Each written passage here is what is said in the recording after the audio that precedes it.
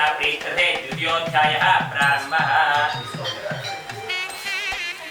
పూర్వం కాశీనగరున ఒక బ్రాహ్మణుడు లేవాడు. అతను మిగిలి తరచిన వస్త్రాలు లేక ఆవితో బాధపడుతూ ప్రతి ఇంటికి కూడా తిరుగుతూ భిక్షం పెట్టుకుని బతుకుతూ ఉండేవాడు. భగవంతుడికి బ్రాహ్మణుని ఇష్టం కావున ఆ బ్రాహ్మణుడు కష్టాలను చూసిన శ్రీహరి ఒక వృద్ధ బ్రాహ్మణుడు దివారి ఆ వేద బ్రాహ్మణుడి దగ్గరికి వెళ్ళి, ఓ బ్రాహ్మణుడా, నీవు వేద పండితుడు, ఇలా దరిద్రంతో బాధపడుతున్నావయ్యా, ఎందుకు ఆయన వృద్ధ బ్రాహ్మణుడుగా? అప్పుడు ఆ యొక్క బ్రాహ్మణుడు ఇలా చెప్పసాగారు, ఓ ప్రభు, నేను మిగిలి తరచిన వస్త్రాలు లేక ఆకలితో బాధపడుతూ ప్రతి ఇంటికి కూడా తిరుగుతూ భిక్షం పెట్టుకుని బతుకుతున్నారు. కావున నా దరిద్రం పోటుకు ఏమైనా ఉపాయం ఉంటే చెప్పండి అని అడగగా అప్పుడు ఆ యొక్క వృద్ధ బ్రాహ్మణుడు ఇలా చెప్పసాగారు, ఓ బ్రాహ్మణ, శ్రీహరి సతీమయ్య అవతారమే ఉన్నాడు. ఆ యొక్క సతీమ శైలిలోని కష్టాలన్నీ కూడా తొలిపోని చెప్పి ఆ ప్రకటనాన్ని కూడా చెప్పి అక్కడే తీసుకున్నాడు. అది విన్న వీధ బ్రాహ్మణ అసలు ఏమే చేస్తాను గ్రహించుకుని ఆ రోజు రాత్రిగా ఎలాగో కాలానికి గడిపి మరణావృతం చేసి కాకుండా నెరవేర్చుకుని స్థాన సంధ్యావనాలు కూడా నెరవేర్చుకుని రాజ్య బ్రాహ్మణ సమయాల్లో ఈ యొక్క వ్రతాన్ని ఆదించారు. ఆ యొక్క విషయాలకు బయలుదేరాడు. ఆ రోజు ఆ బ్రాహ్మణికి చాలా ద్రవ్యాలు లభించింది. దానితో చాలా సంతోషించి పూజా ద్రవ్యాలు తీసుకుని ఇంటికి చేరారు. తర్వాత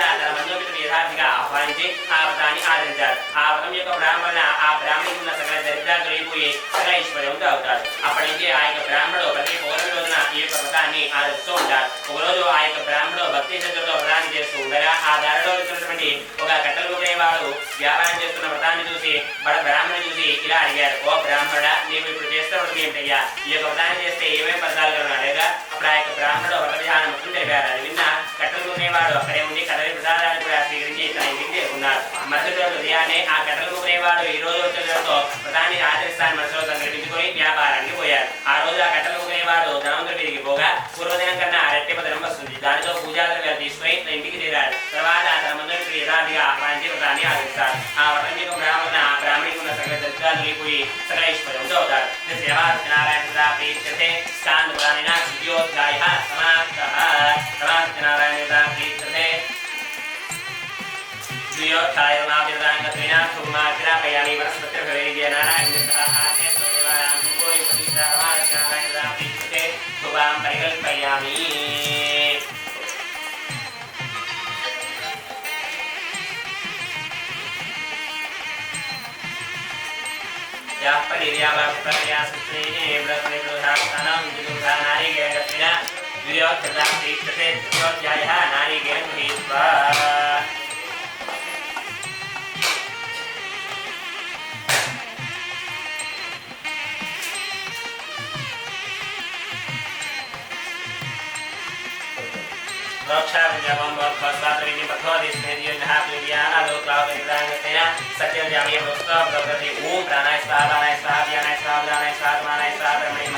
మధ్య మధ్యంగా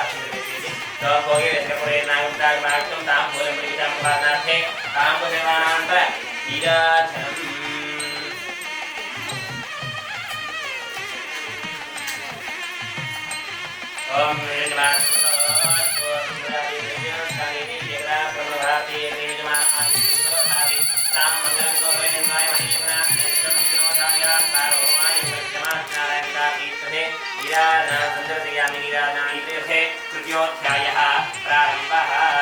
పూర్వము ఋతువుడు అనే రాజు అలవాడు. ఆ యొక్క రాజు సంతానం లేదని ఒకరోజు నదీ తీరున తన భార్యతో కలిసి ప్రదానం చేస్తూ ఉండగా ఆ యొక్క వయసులో దారిలో వెళ్తుండగా పడవని చూసి ఆ యొక్క రాజు దగ్గరికి వెళ్ళి ఇలా అడిగారు, ఓ రాజా, నీవు ఇప్పుడు చేస్తున్న వ్రతం ఏమిటయ్యా? ఈ యొక్క వ్రతాన్ని ఆచరిస్తే ఏమేమి ఫలితాలు కలుగు అని అడగా అప్పుడు ఆ యొక్క రాజు చెప్పదాగాడు, ఓ వయసుగా, ఇదే సత్యదేవ వ్రతం, ఆచరిస్తే సంతానం లేని వారికి సంతానం చూడమయ్యా అని ఆ వ్రతనాట్యాన్ని కూడా చెప్పారు. అది విన్న వయసు అక్కడే ఉండి ప్రసాదాన్ని కూడా స్వీకరించి తన ఇంటికి చేరుకున్నారు. ఆ వ్రతనాట్యాన్ని తన భార్య లీలావు చెప్పి నాకు సంతానం కలిగితే తప్పక వ్రతాన్ని ఆచరిస్తానని ప్రతిజ్ఞ చేశారు. ఒకరోజు ఆ యొక్క లీలావతి తన భక్తులు శ్రీక్షించి గర్భావతి అయింది. 10 నెలల తర్వాత కుమార్తె వస్తుంది. ఆ కుమార్తెకు ఈ విధంగా పెట్టి చాలా ఇష్టంగా పెంచుకునేది. కళావతి అని పెట్టి చాలా ఇష్టంగా పెంచుకునేది. ఆ లీలావతి తన భర్తను చూసి ఇలా అడిగినది, నాదా, మనకు సంతానం కలిగితే తప్పక వ్రతాన్ని ఆచరిస్తామని ప్రతిజ్ఞ చేశాము కదా, వ్రతాన్ని ఆచరిద్దామా అని అడిగింది. అప్పుడు ఆ యొక్క వయసులో అమ్మాయి వివాహకాలంలో చేద్దామని నిజమాలా అని చెప్పారు. అలా చాలా కాలంగా చెప్పేది. తర్వాత కళావతికి యుక్త వయసు వచ్చింది.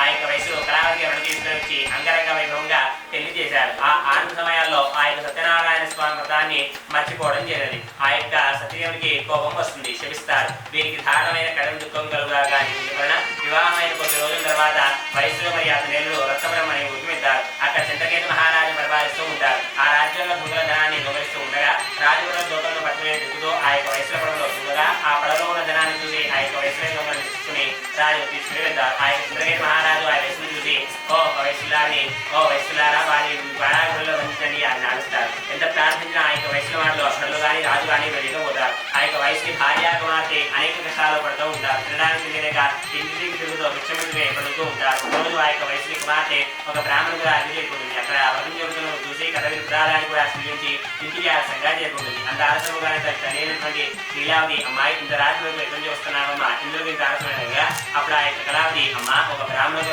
సత్యనారాయణ స్వామి ఉండగా అక్కడే ఉండి కథ విప్రాదాన్ని కూడా స్వీకరించి ఇంటికి ఆలస్యంగా వచ్చాను అని అందుకే చెప్పగా ఆ మాటలు ఉండే యొక్క లీలావతి ఆహా ఈ యొక్క వ్రతం చేయకపోవడం వలన మనకి దృష్టిగా ఆలోచించి రేపు ఖచ్చితంగా ఈ యొక్క వ్రతాన్ని ఆచరిస్తానని మనసులో సంకల్పించుకొని అలా సంకల్పించుకోగానే ఆ యొక్క సత్యము చాలా సంతోషించి ఆ చంద్రకేతు మహారాజులో పరిమించి ఈ విధంగా చెప్పారు. ఓ రాజా అన్యాయంగా వైద్యులు బంధించారు. వారి ఉదయాన్ని విడిచిపెట్టు లేదా వారి ధనంతా యథావిధిగా ఇచ్చి లేదా నీ రాత్రి ఉందా కూడా సర్వనాశనం చెప్పి అదృష్టమవుతారు. ఆ యొక్క చంద్రకేతు మహారాజు మరుసటి రోజు ఉదయాన్నే ఆ యొక్క వయసును పిలిపించి ఓ వయసులారా మీకు భయం లేదు మిమ్మల్ని విడిచిపెడుతున్నా అని చెప్పి వారికి నూతన వస్తువులు ఇచ్చి తాను స్వాధీనం చేసుకున్న దానికన్నా రెట్టింపుదనాన్ని ఇచ్చి సంతోషపెట్టారు. ఆ యొక్క వయసులో అక్కడే భోజనం చేసి తీర్థయాత్రలు బయలుదేరారు. శ్రీనారాయణ స్వామి ప్రీతతే తుర్యోధ్యాయ అనంతరే సమాప్తః. सोमाग्रामयामि वनस्पतिर्विद्या नानाहिंजर्धाः आसे स्वदेवानां सुकोयं प्रतिष्ठायमात्नारायणग्राम नेत्रसेन सोमं परिकल्पयामि.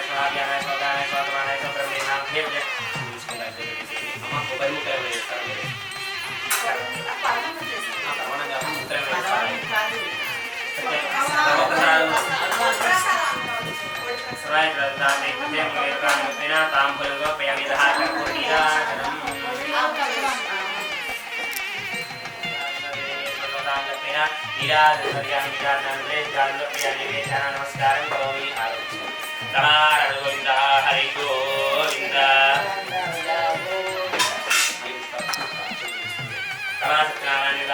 तृतीयोध्याय अंतरे चतुर्थोध्याय प्रारंभ आ वयसुलो तीर्थयात्रा చేస్తూ తమ ఊరికి మొదలు బయలుదేరారు. ఆ విధంగా చాలా దూరం ప్రయాణించిన తర్వాత కాయకుట్టాన్ని నేర్చుకుందామని తరమని పడవని ఒడ్డుకు పట్టించారు. పైన చూస్తున్న ఆయన సత్యముడు ఆ యొక్క వయసులోకి ఇంకో పరీక్ష పెడదామని ఆ శ్రీహరి ఒక సన్యాసం అందించేవారి ఆ వయసుకి వెళ్ళి ఇలా అడిగారు. మీ పడవేందున సామాన్య ఏమిటయ్యా అని అడగా ఓ సన్యాసి మా పడవలో ఏమున్నాయో నీకు ఎందుకు ధనం గురించి ఆలోచిస్తున్నావా మా పడవలో ఆకుల పవన్ ఏమీ లేవయ్యా అని చెప్పారు. అట్లేవుగా అని చెప్పి ఒక ఇంటి కింద కూర్చుంటాడు ఆ యొక్క సన్యాసి. ఆ యొక్క వయసులో ఇంత కాలకృత్యాన్ని వేసుకుని పడవలో చూడగా ఆకులు చూసి ఏడవడం మొదలుపెట్టారు. అలా కొద్దిసేపు ఏడ్చిన తర్వాత ఆ యొక్క వయసుకి జ్ఞానోదయం అవుతుంది. సన్యాసి రావంలోనే ఇలా ఆయన ఆలోచించి పరుగున ఆ సన్యాసి వెళ్ళి సాష్టాంగ నమస్కారం చేసి మహాత్మ మీ ఆజ్ఞను మీద ప్రశ్నించిన మాట్లాడిన క్షమించయ్యా నా ధనం నాకు జరుగుతున్న వరాన్ని ఇవ్వండి అని కోరారు. అప్పుడు ఆ యొక్క సన్యాసి ఇలా చెప్పారు. ఓ వయసులారా నా యొక్క వ్రతం చేయకపోవడం వలన మీకు దృష్టిగా చెప్పగా ఆ మాటలున్న యొక్క వయసులో ఓ ప్రభు ఈ లోకమంతా కూడా మీ మాయలో నిండున్నది. బ్రహ్మాదేవులు కూడా మిమ్మల్ని ఎంచలేదు.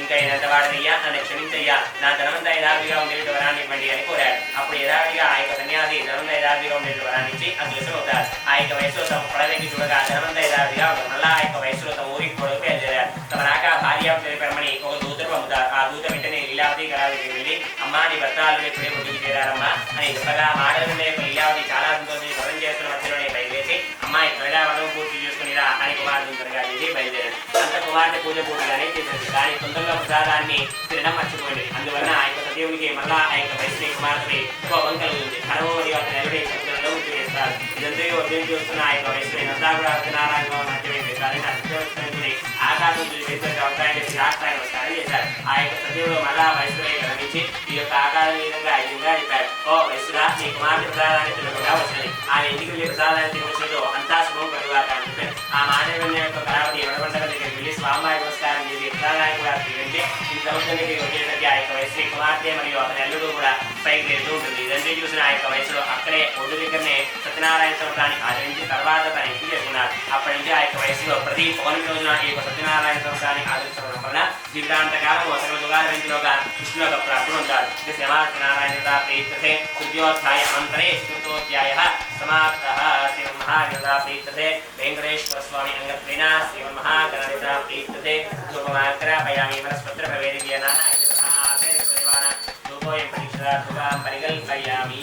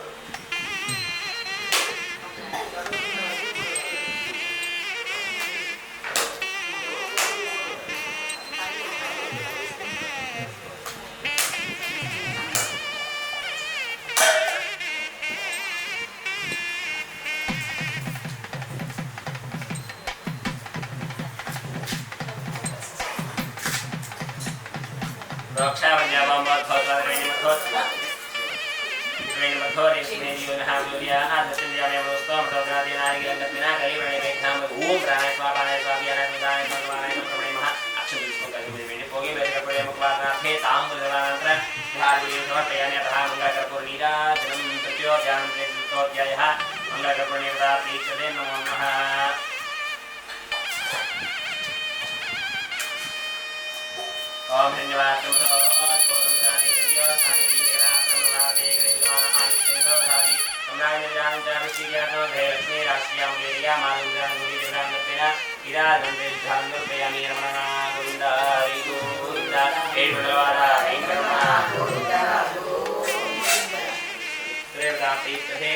సత్యనారాయణ ప్రీతతే పంచమోధ్యాయ ప్రారంభ. పూర్వము తుంగద్దులు అనే రాజు గలవారు. ఆ యొక్క రాజు ప్రతిరోజు కూడా అడవిలోకి వెళ్ళి అనేక జంతువులకు సంబంధించి వచ్చేవారు. ఒకరోజు అడవిలోకి వెళ్ళి ఎటువంటి జంతువులు మనం లేకుండా తిరిగి ఇంటికి వచ్చే మార్గంలో ఒక మారేడు చెట్టు కింద గొల్లులో అనే కులస్తులు స్వతాన్ని చేస్తూ ఉంటారు. ఆ యొక్క స్వామి వారికి కూడా నమస్కారం చేయకుండా వచ్చి ఒక చెట్టు కింద కూర్చుంటారు.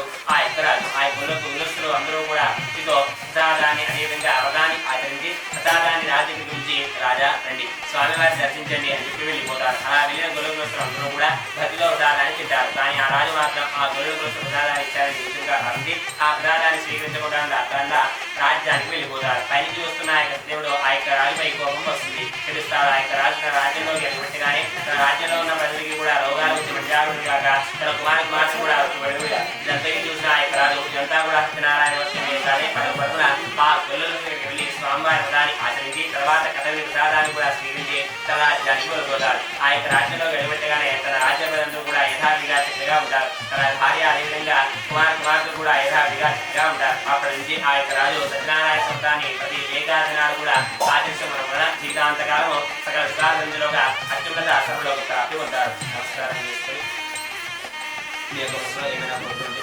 స్వామివారి ఈ యొక్క కథని చదివినా కానీ విన్నా కానీ ఆ యొక్క సత్యనారాయణ స్వామి అనుగ్రహం చెల్లనాటి ఉంటుంది. సమాన సత్యనారాయణ స్వామి స్కాందపురాయణ పంచమోధ్యాయ సమాప్త.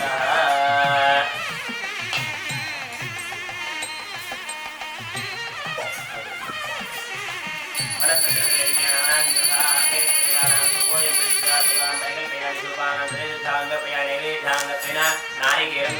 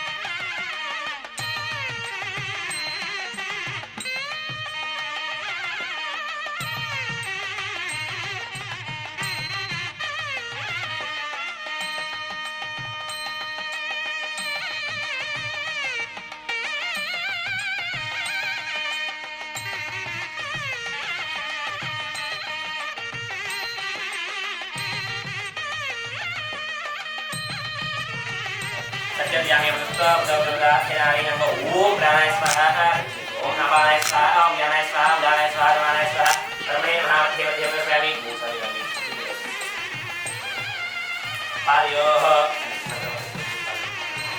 पादयोः वात्मनोः प्रयामि हस्तयोः अर्घ्यं प्रयामि सिद्धान्त प्रयामि वेदानागत्वेन नैवेद्य अनन्तरे आनन्दीयं समर्पयामि तथा ताम्बूलं भोगे वेत्रपुरेर्नादोत्तायमार्गं ताम्बूलं प्रतिगम् उपादनार्थे उपादनार्थे ताम्बूलं समर्पयामि तथा मङ्गलकर्पूरनीराजनं नमस्कारं समर्पयामि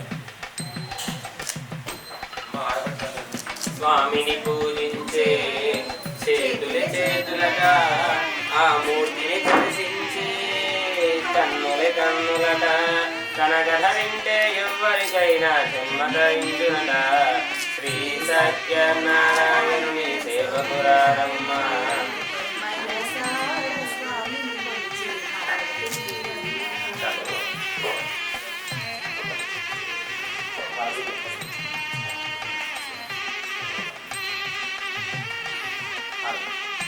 Ramar Govinda Hari Govinda Edgulwara Venkatramana Govinda Govinda Jai Bolo Cinema Satyarayana Swami Bhagwan ki Jai Radha-radhaye Pradeshaye Namo Yambe Ishwaraya Karmahe Save Kaman Kama Kama Yam Kameshwara Ishwara Sadhu Bhedaya Ishwaraya Maharajaya Maha Go Anta Brahma Go Anta Bhayo Go Anta Atma Go Anta Satyam Go Anta Sarvam Go Anta Pran Maha Anta Sivadesha Namaskaram Cheskuni Kudavaipu మూడు సార్లు ప్రదక్షిణం చేయండి యాని గాని బాబాని ధర్మాన్ పువ్వు దగ్గర పెట్టుకోవాలమ్మా అలా అయితే మీ సేవని అందులో ఉంటారు యాని గాని బాబాని ధర్మాన్ దుఃఖాని జాతాం దాని ప్రదక్షిణం పదే పదే పాప హంబాం కర్మాణాం పావాత్మాపాయం భవ త్రాహిమాం కవ్యాదేవాసనాగతవత్సరా పలకని అన్యథా శరణం నాస్తి త్వమేవ శరణం మమ తస్మాత్ కారుణ్య భావేన రక్ష రక్ష నారాయణ వాసుదేవ నమో నమః నమస్కారం సాష్టాంగ నమస్కారం